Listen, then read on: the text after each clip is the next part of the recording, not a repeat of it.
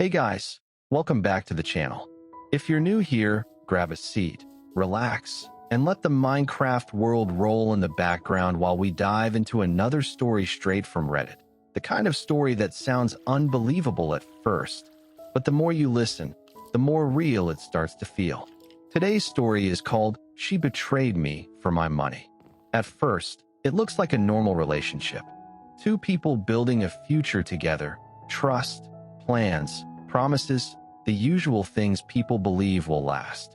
But sometimes the person standing closest to you is also the one quietly calculating what you're worth. This story begins with someone who thought he had finally found the right person. Someone he trusted with his time, his heart, and eventually, his success. What he didn't realize was that while he was building a life, someone else was already planning how to take it. So while the Minecraft world keeps moving in the background, let's get into today's Reddit story.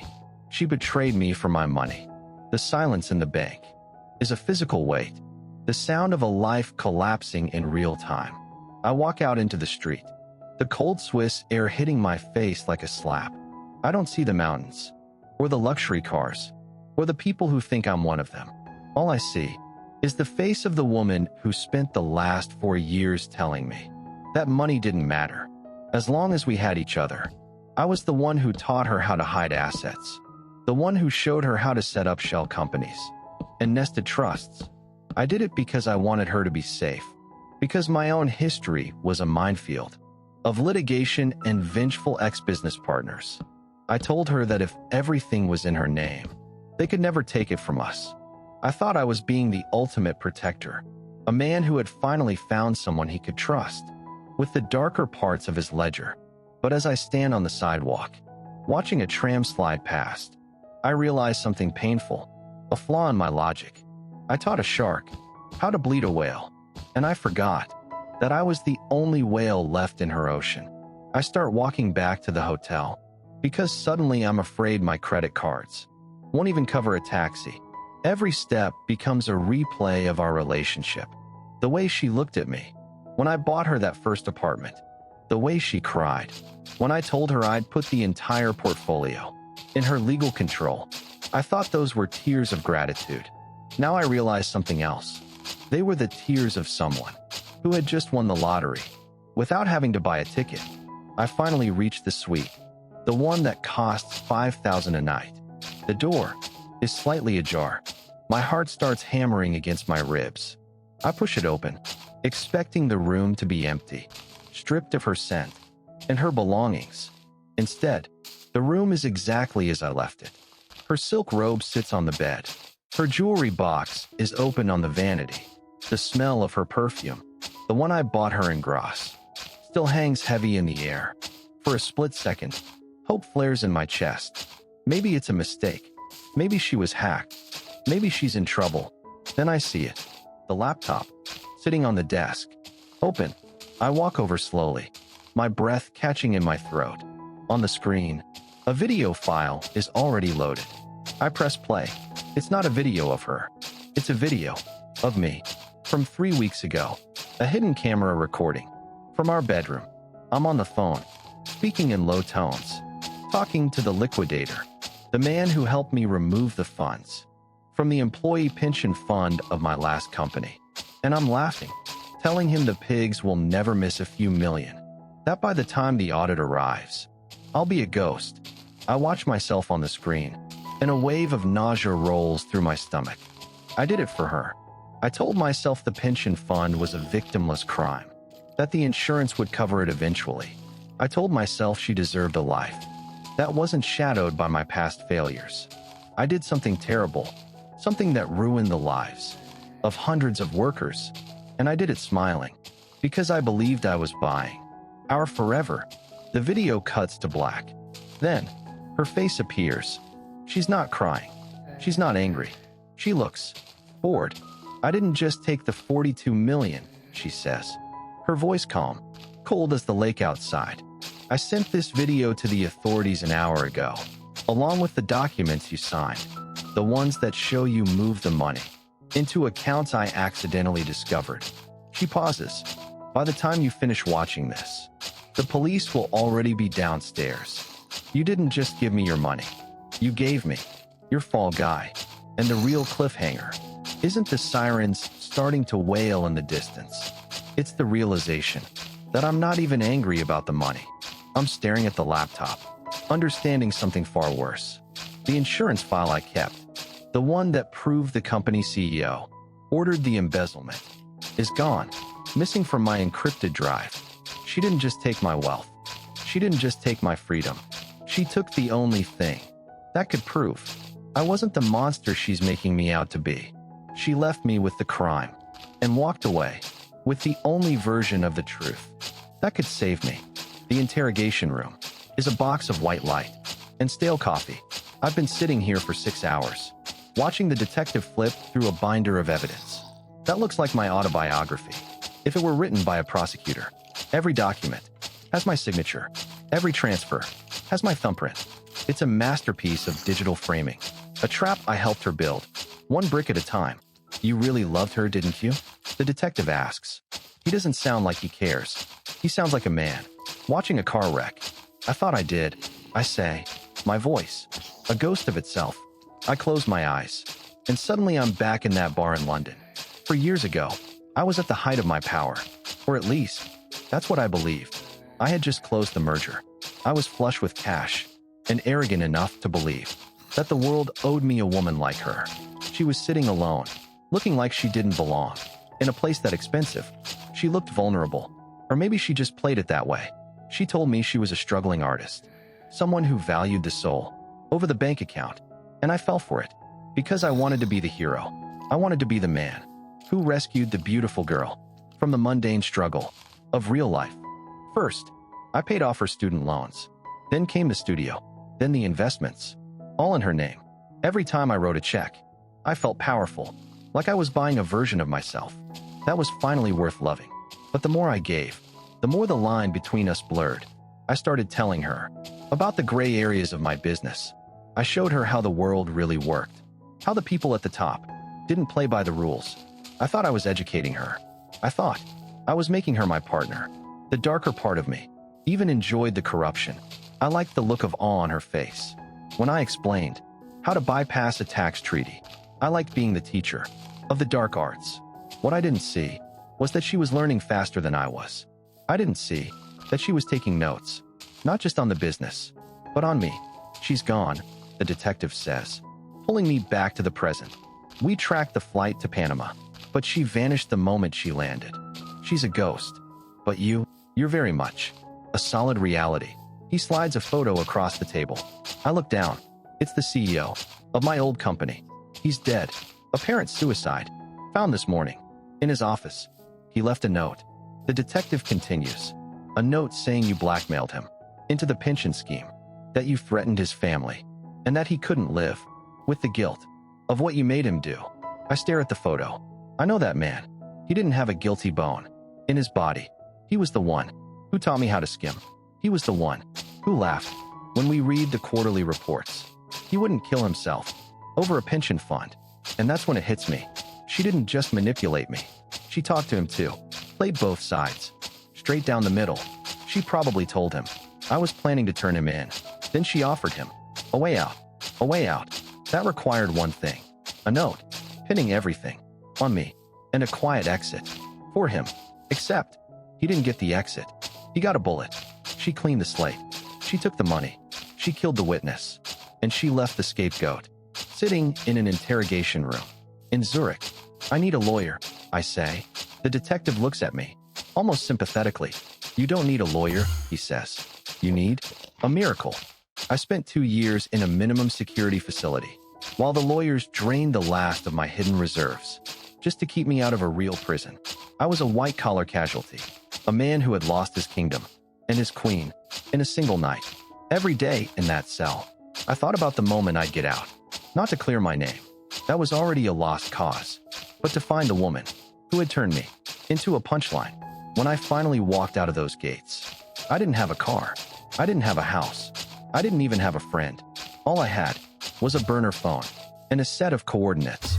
I'd spent 24 months and every favor I had left trying to acquire. She wasn't in Panama. She wasn't hiding in some country with no extradition.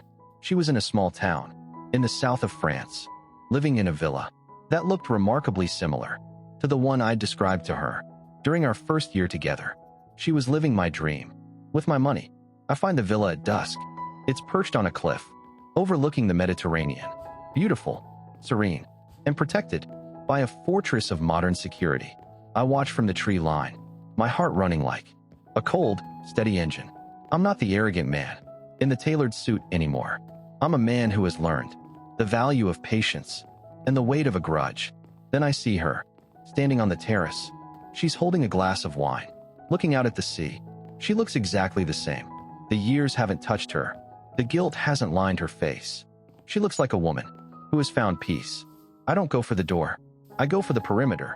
I spent my time in prison, learning things I never wanted to know. Things about systems, bypasses, and the vulnerabilities of the wealthy.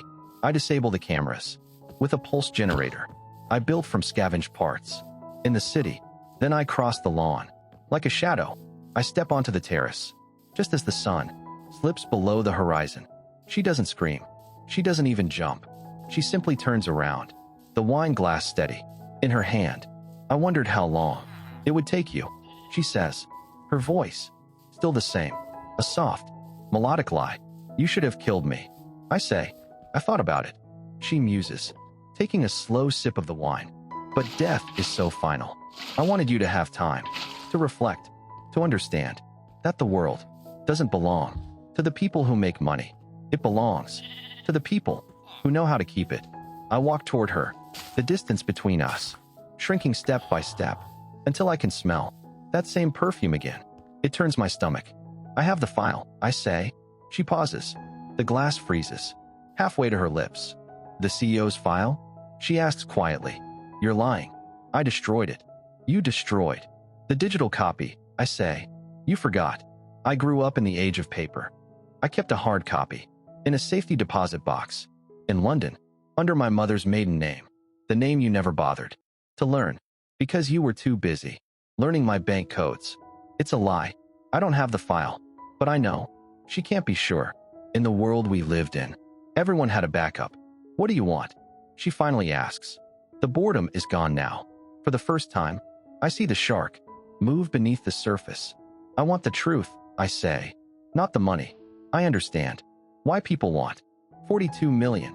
I want to know why you burned me so completely. You could have left.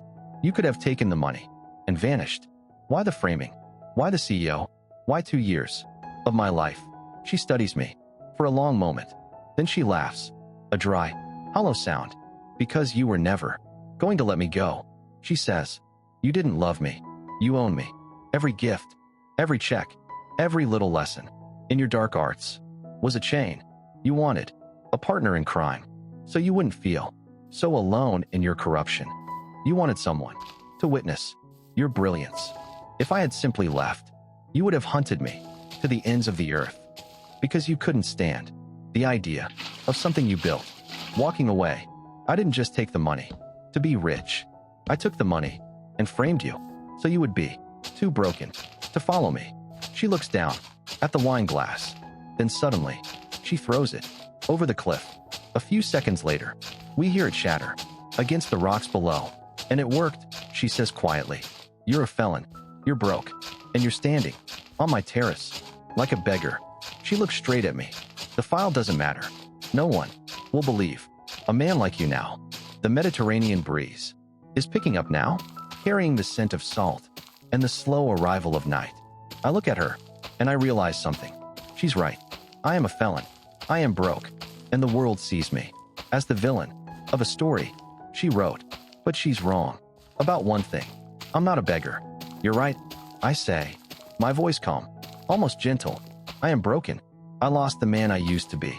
But that man, he was a monster too. A thief, a liar, a man who thought he could buy a soul and lock it away in a safe. I step closer, so close now. I can see the pulse in her neck. I didn't come here for the money, I say, and I didn't come here to kill you. She frowns. For the first time in 4 years, I see real confusion on her face. Then why are you here? I'm here, I say quietly. To finish the lesson, I reach into my pocket and pull out the burner phone. It's already on a call. The liquidator, I say. The man who helped me with the pension fund. You remember him. He's the one who gave me your coordinates. He's also the one who realized something. 42 million is a lot of money, but it's nothing compared to what the people he works for lost. When you shut down their pipeline, her eyes widen. She looks at the phone, then past me, into the darkness, beyond the terrace. You think you're a shark, I say quietly, but you're just a scavenger. You took the money and you ran, but you forgot something. You forgot to pay the people who make money move. The liquidator doesn't care about the law. He doesn't care about the CEO. He cares about his percentage. And you never gave him his cut. That's when I see it. A shadow moving in the trees. Not one, three. They aren't police. They aren't authorities. They are the kind of men who live in the shadows. I once called home. I told them I'd lead them to you. I say, in exchange for my life. I told them you had the money and that you were planning to move it again tonight.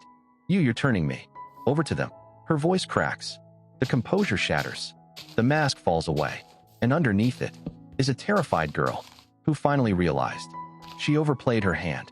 I'm not turning you over, I say, taking a step back toward the edge of the terrace. I'm just recalibrating the debt. You told me. I taught you everything about the value of a person. Well, mine was worth 42 million to you, but yours? I glance toward the shadows in the trees. To these men, yours is worth exactly whatever they can squeeze from your accounts before they're done. I look at her one last time. There's no satisfaction in it, no joy, just a cold, heavy sense of closure. I did something morally questionable. I led a group of professional killers to the woman I once loved, but it was the only way to survive the world. She trapped me in. Wait, she screams. I can give you half. We can go together. I have the codes. I don't want the money, I say, and for the first time in my life, I actually mean it. I want to be a ghost. I vault over the railing, dropping onto the ledge I scoped out earlier. Then I disappear into the darkness of the cliffside. Behind me, the sounds of struggle begin to rise on the terrace, but I don't look back. I don't wait to see the end. I hike through the woods until I reach a small, rusted car parked miles away. I drive until the sun comes up. I drive until I'm just another man on a road to nowhere. Hours later, I'm standing at a gas station somewhere in the middle of France. A cup of bad coffee in my hand, a screen on the pump glowing in front of me. I have $50 in my pocket and a name on my fake ID that I don't even recognize. I catch my reflection in the glass. I'm older. I'm tired. A man who has lost everything. And strangely, for the first time in years, I don't feel like I'm drowning. She betrayed me for my money, but in the end, she accidentally gave me the one thing I could never buy: freedom. I'm finally free from the man she thought I was. If you made it all the way to the end of this story, take a second and think about it. Because this wasn't just a story about betrayal, or money, or revenge. It was a story about something far more dangerous: trust. Sometimes the person who studies you the most isn't the one who loves you. It's the one waiting for the perfect moment to use everything they learned against you. And sometimes the biggest prison isn't the one with bars. It's the one built from your own choices. So the real question is, if you were in his position, what would you have done? Would you have walked away? Or would you have gone back for revenge? Let me know your thoughts down in the comments. I read every single one of them. And if you enjoy stories like this, dark, twisted, and a little too real, make sure you subscribe, because the next story might be even crazier than this one. Until the next one, stay curious and stay safe out there.